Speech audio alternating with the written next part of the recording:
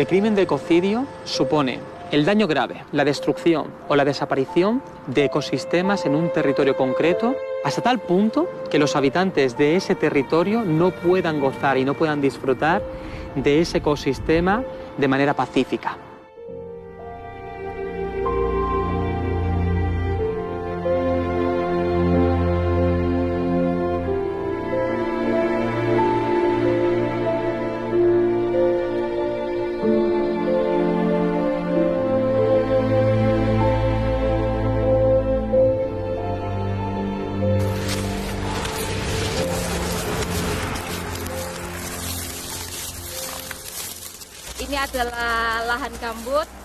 Estamos pisando suelo de turba. Esto es lo que está pasando en Indonesia. Provocan incendios en turberas para despejar el terreno.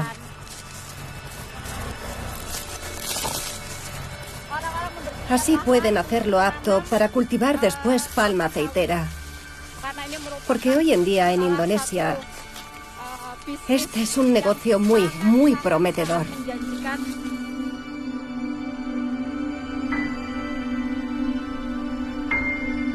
Los chasquidos del suelo a cada paso indican que algo va mal.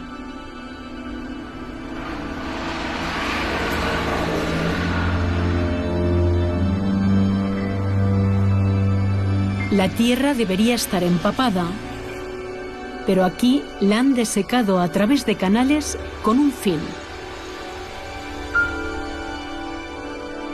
cultivar palma aceitera.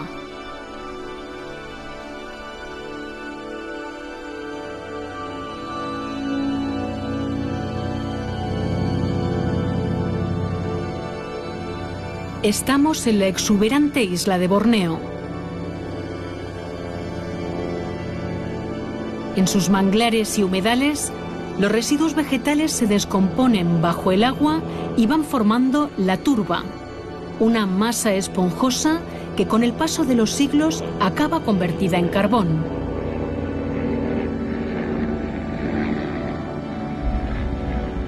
Indonesia alberga la mitad de las turberas tropicales del mundo. Al absorber el carbono y almacenarlo bajo tierra, ayudan a limpiar la atmósfera. Pero cuando las turberas se drenan y pierden su nivel de humedad, arden como la pólvora.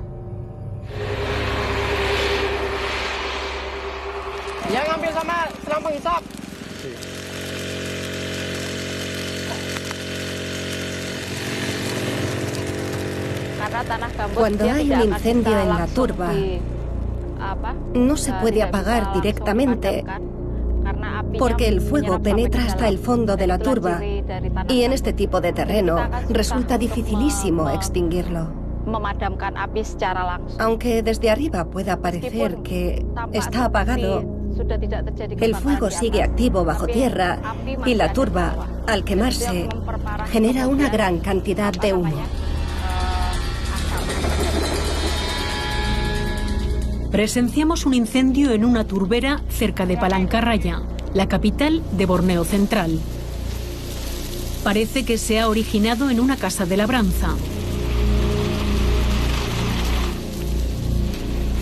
Los bomberos intervienen rápidamente.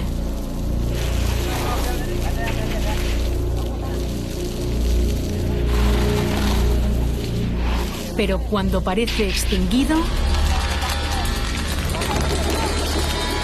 se vuelve a oír el crepitar debajo del suelo. Unos metros más allá aparece otro foco. Las turberas, cuando arden, emiten 10 veces más dióxido de carbono que los incendios forestales. Hablamos de sus efectos con un científico del Centro para la Investigación Forestal Internacional, CIFOR. La turbera contiene mucha agua dentro y también materia orgánica. Cuando se quema, produce una niebla tóxica que es muy peligrosa para la salud de los humanos.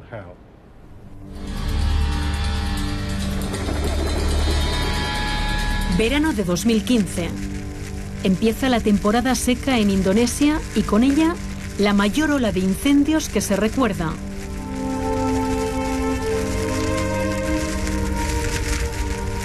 Es un año especialmente seco por el fenómeno del Niño.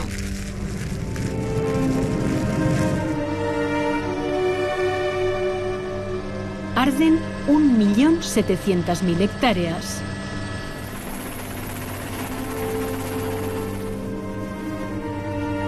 Una superficie equivalente a la provincia de Zaragoza. Más de la mitad de los incendios se originan en turberas. El aire se vuelve irrespirable. En estos momentos podemos ver que el aire está más limpio y claro, pero en 2015 el aire era de color amarillo. En Indonesia, la contaminación del aire se considera peligrosa cuando supera los 300 miligramos por metro cúbico. Se alcanzaron los 3.000 miligramos por metro cúbico. No solo es peligroso, sino incluso venenoso para cualquiera que viva en esa zona. 24 personas murieron durante 2015 y más de 100.000 personas experimentaron lo que llamamos muerte prematura. ¿Por inhalar ese aire? Sí. La niebla tóxica causa estragos en Indonesia, pero también afecta a otros países como Singapur, Malasia o Vietnam. En 4 meses, Indonesia genera el 15% de las emisiones anuales de CO2 de todo el planeta. Se convierte en uno de los países que más contribuyen al calentamiento global. La nube tóxica, al cubrir todo el sudeste asiático, demuestra que el ecocidio no es solo un problema nacional, sino que tiene una perspectiva internacional. Afecta a la atmósfera no solo de un estado, sino a la de otros estados y también a sus propios ciudadanos. Manuel Vergara es abogado de la Fundación Internacional Baltasar Garzón. Visitó Indonesia para analizar si los incendios que se repiten cada año podrían constituir un ecocidio. Una nueva tipología de delito que se está abriendo camino en el derecho penal internacional. El ecocidio no afecta solo a una comunidad concreta, no afecta solo a un lago, no afecta solo a una montaña o a un bosque. El ecocidio afecta a toda la humanidad en su conjunto. ¿Quién causó los incendios? En primer lugar, están las corporaciones. En segundo, los inversores de tamaño medio, que en realidad tienen bastante dinero para invertir. Y por último están los agricultores pobres. Varias organizaciones ecologistas y de derechos humanos de Indonesia investigaron el origen de lo que se considera el peor desastre natural de 2015. Según la investigación que hicimos, la contaminación no venía de los terrenos de la población local, sino que los mayores focos de los incendios se localizaron dentro de las concesiones de 5 grandes compañías de aceite de palma en Borneo. Estos incendios fueron provocados por la mano humana, no por causas naturales. Sí. En Indonesia, la principal causa de los incendios forestales es el ser humano.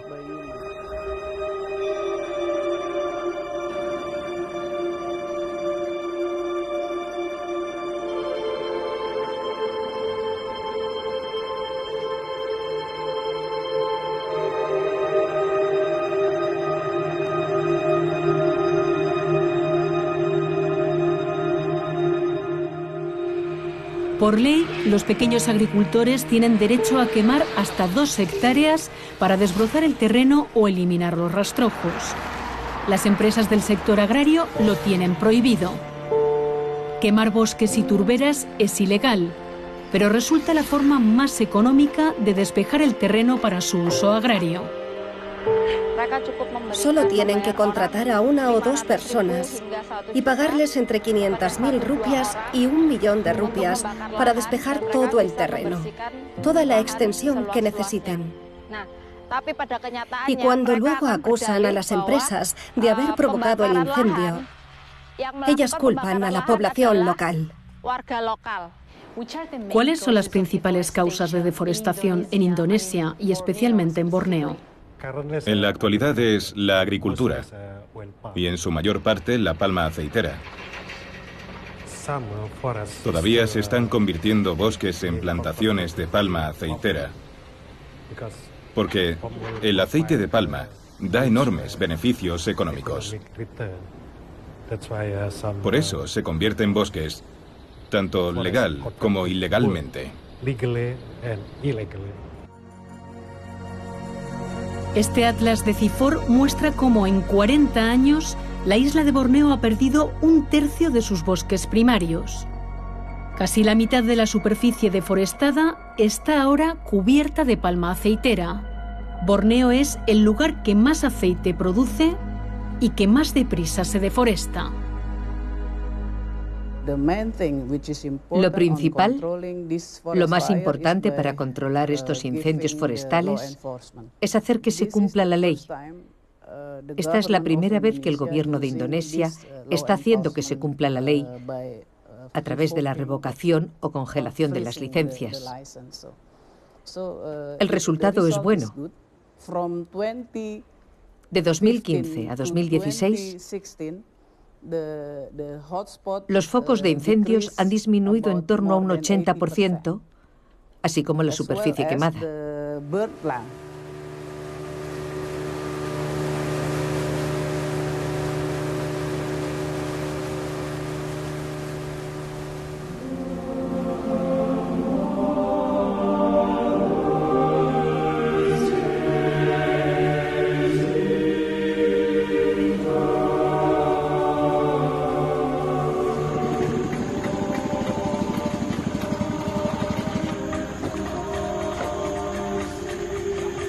Indonesia es el tercer país con mayor biodiversidad del planeta.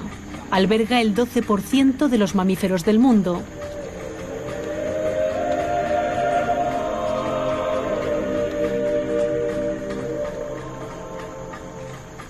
Entre ellos, especies únicas como el orangután, que solo habita en las selvas de Borneo y Sumatra. Su nombre viene del malayo. Orang significa hombre y utang, bosque.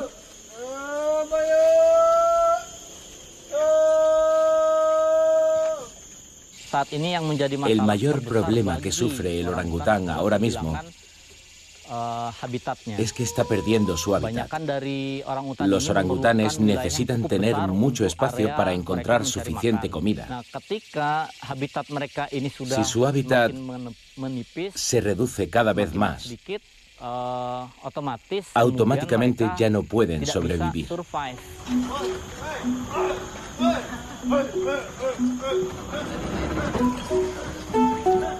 Los orangutanes que viven en esta pequeña isla de Kaya han tenido que ser rescatados.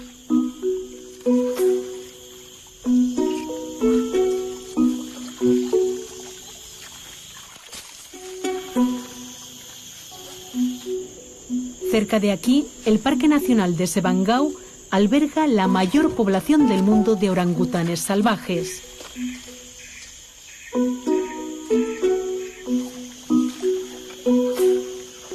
Dentro del área protegida, en 2015 hubo más de 300 incendios. Lo que tiene el impacto más grave sobre el orangután es la expansión de la palma aceitera. El orangután necesita hután, bosque para vivir. Y cada vez hay menos bosque, porque han cambiado su función para convertirlo en grandes plantaciones, sobre todo de palma.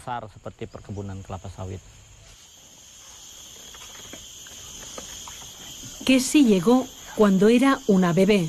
Le faltaba una mano. Sin la ayuda de la Fundación Borneo Orangutan Survival, seguramente no estaría viva.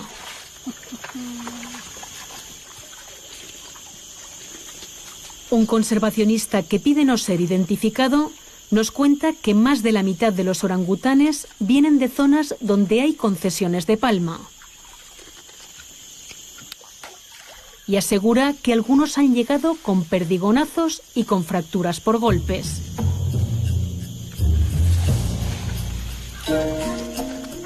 Actualmente, esta especie está en peligro crítico de extinción. Dicen que si este ritmo de deforestación se mantiene, el orangután se puede extinguir. Yolanda, le aseguro que no se puede continuar con este ritmo de deforestación. Lo que más nos preocupa ahora es que solo podemos encontrar orangutanes en los parques nacionales. Y aunque se trata de una reserva protegida por el gobierno, eso no significa que estén a salvo de los cazadores furtivos de animales salvajes.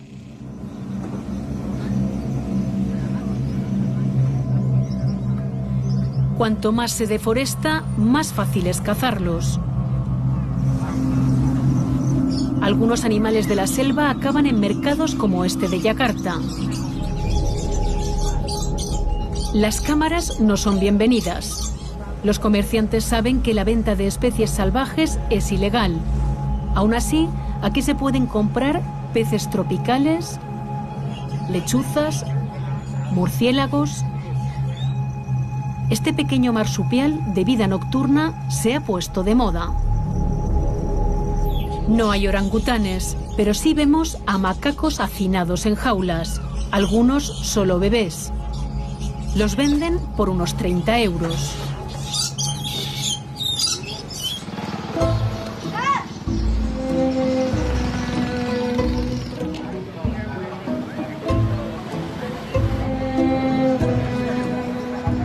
El aceite de palma se ha metido de lleno en la vida de los indonesios.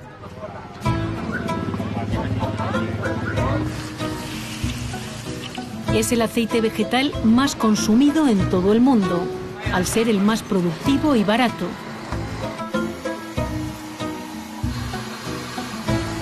En Borneo no solo se cuela en sus mercados, en sus cocinas, en su dieta.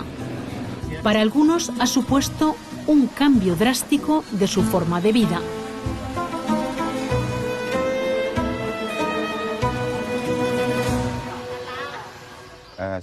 Desde que hay plantaciones de palma, los derechos de la población local y de los indígenas ya no importan. Nadie nos escucha. Nos han arrebatado parte de nuestros derechos.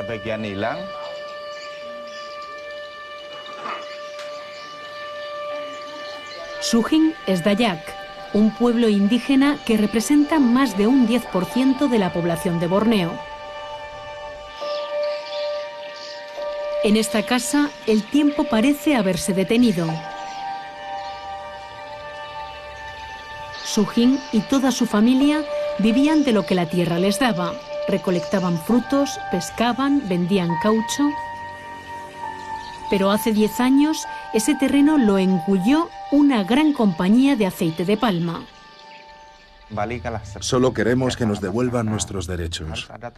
Las empresas tienen que responsabilizarse de lo que han hecho. También las autoridades, el gobierno provincial y el del país. Lo único que pedimos es que el gobierno central vele por nuestros derechos como minoría. Somos la parte más débil. En diciembre del año pasado, el presidente Jokowi anunció un reconocimiento oficial hacia los indígenas del bosque. Significa, digamos, que el bosque pertenece a estos pueblos indígenas. Es la primera vez que ocurre en Indonesia desde su independencia. Sujin nos guía con algunos de sus familiares hasta el terreno que cultivaban. Su caso no es aislado. El cultivo masivo de aceite de palma ha generado numerosos conflictos por la tierra entre las grandes compañías y la población autóctona.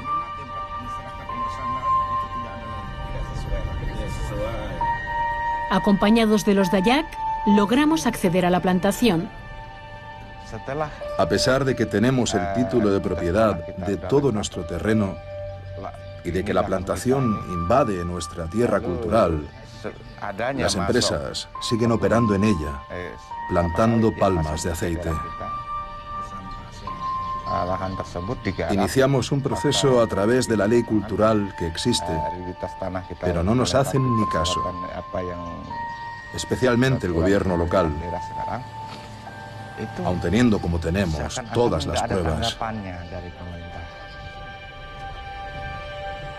Después de casi una hora recorriendo el gigantesco monocultivo, llegamos a la tierra que llevan años reclamando al grupo Makin.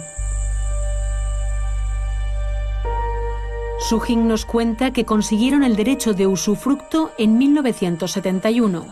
Los Dayak llevan siglos desbrozando pequeños terrenos que cultivan y pasan de padres a hijos. En esta tierra había muchos árboles frutales, canales.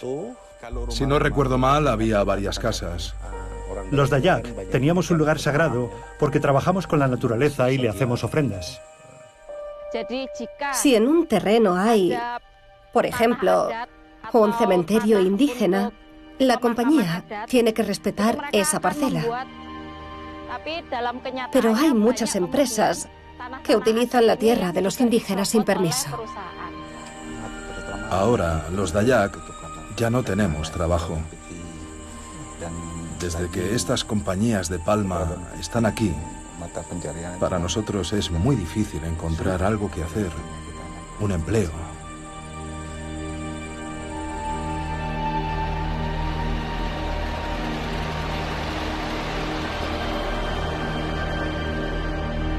Las plantaciones de palma van comiendo terreno a este pueblo de Cabuau.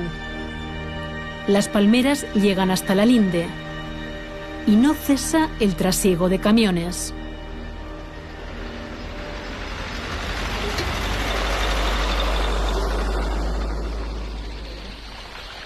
Aquí viven más de 500 familias indígenas. Desde que llegaron las corporaciones de aceite de palma, la paz de su vida tradicional se ha visto alterada por un negocio que ha impuesto sus propias reglas del juego. Esta empresa se instaló aquí en 1999. El primer terreno que desbrozaron para convertirlo en una plantación era de solo 4.300 hectáreas. Y esa es la única tierra para la que tienen licencia de explotación. Para el resto, no tienen licencia. Según el jefe Dayak del pueblo, esa parcela ni siquiera pertenece ya a la misma empresa. Ni el grupo Makin ni Sin Armas, dos gigantes del aceite de palma, han accedido a hablar con En Portada. Entiendo la situación sobre el terreno, que la gente se sienta mal con el aceite de palma y otras cosas. El gobierno local puede dar la licencia, el provincial también, el gobierno del distrito también puede darla y así. Pero en realidad, si se trata del uso de la tierra, necesitan un permiso de este ministerio.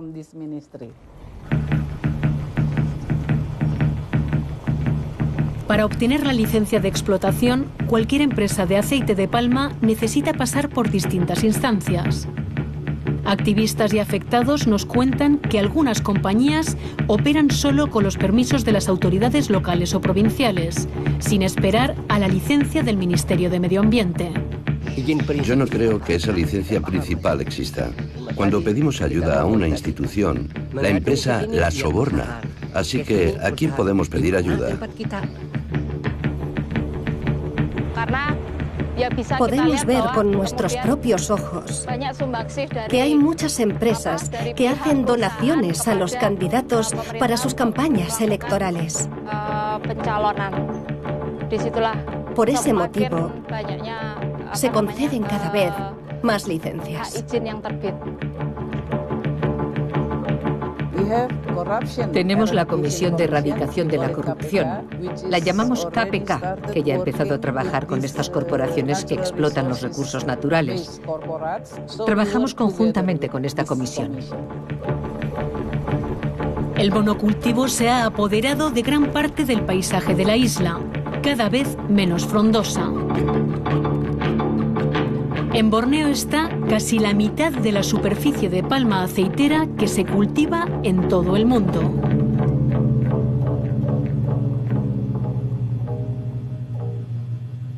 Si tenemos tierra, lo mejor es producir la palma nosotros mismos en lugar de trabajar con las empresas grandes. Si no, tenemos que dividir los beneficios.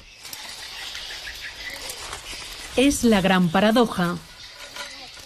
Algunos dayak han optado por cultivar la planta que se ha convertido en la causa de sus desvelos. Cambia el modo de vida de la población local y sobre todo el de los indígenas dayak. Han pasado de ser los dueños de la tierra a trabajar para otros en su propia tierra. El problema es que establece un nuevo sistema económico completamente depredador en ciertas regiones donde hay un asentamiento de una población indígena o simplemente una población civil con costumbres propias. Cuando se introduce el aceite de palma de manera descontrolada, quiebra ese sistema económico, quiebra ese sistema social.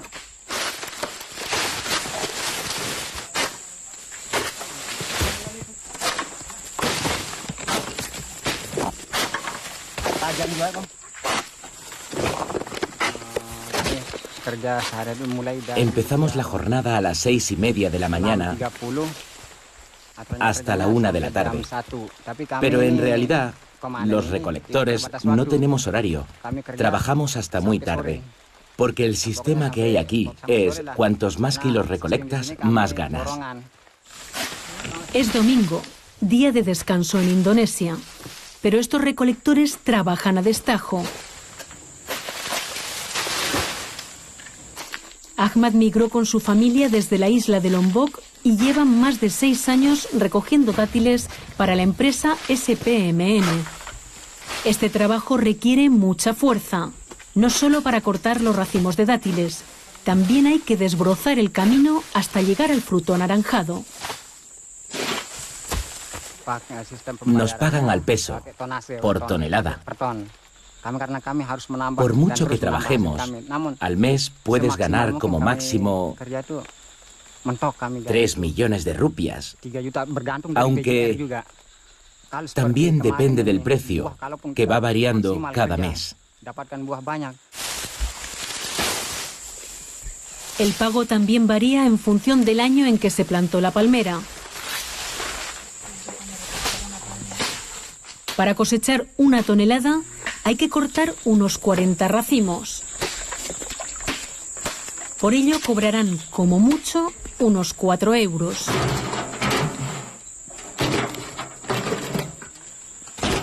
También tienen que recoger los dátiles que se sueltan al caer, aunque los empleados se quejan de que la empresa ni los incluye en el peso ni los paga. Recolectamos toneladas cada día, pero si el precio está bajo no ganamos nada. Es muy frustrante.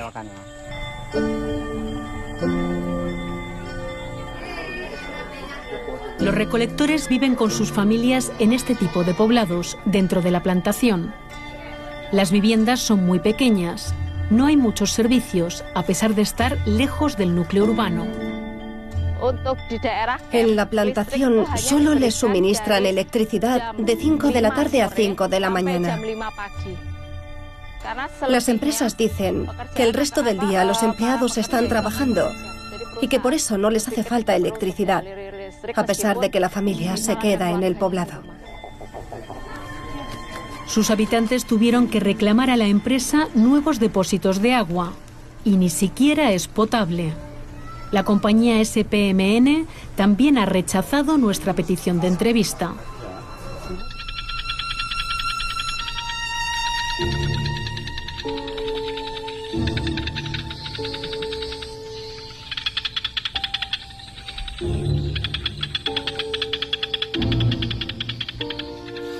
Eriono se acaba de jubilar después de 8 años trabajando en esa empresa, pero aún preside uno de sus sindicatos.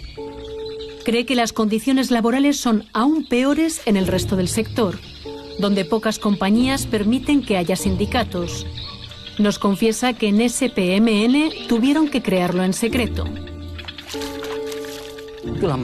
De momento, hay muchas empresas que no quieren tener sindicatos para evitarse problemas. Porque así esas empresas pueden presionar a los trabajadores, obligarlos a trabajar más por un salario muy bajo.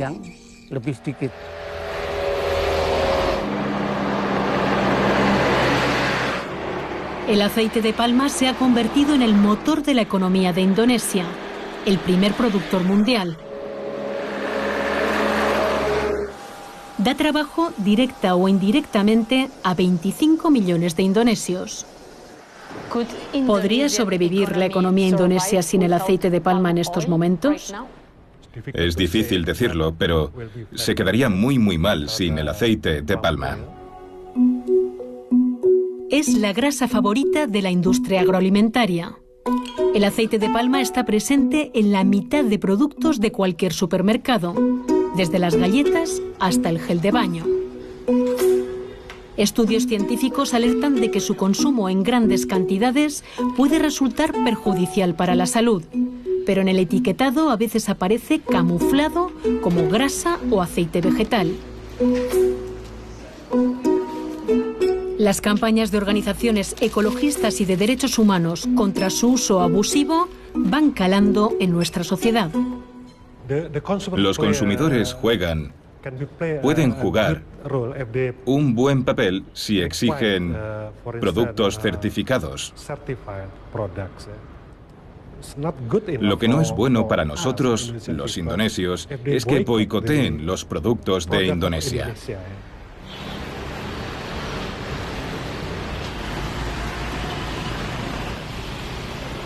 La Unión Europea es el segundo mayor consumidor de aceite de palma. Casi la mitad es para biocombustibles, que en principio contaminan menos que los carburantes fósiles, pero si tenemos en cuenta la deforestación y la quema de turberas, generan hasta un 80% más de gases de efecto invernadero.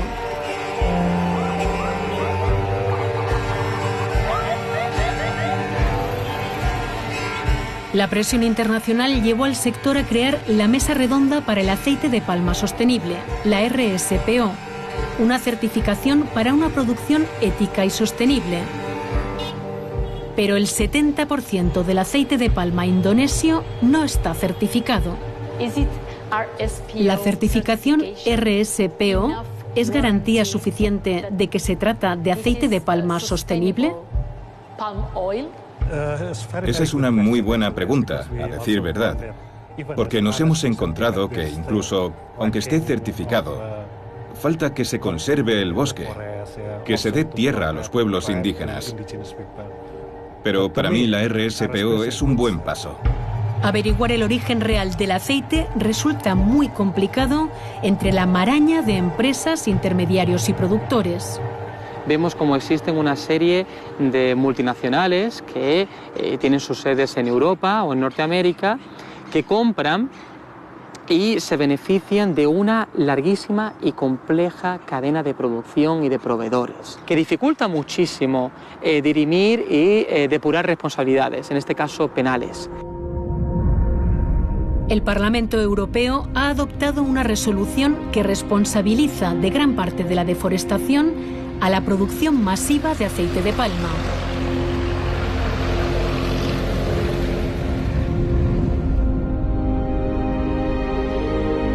Y pide que en 2020 se prohíba su uso para biocombustibles.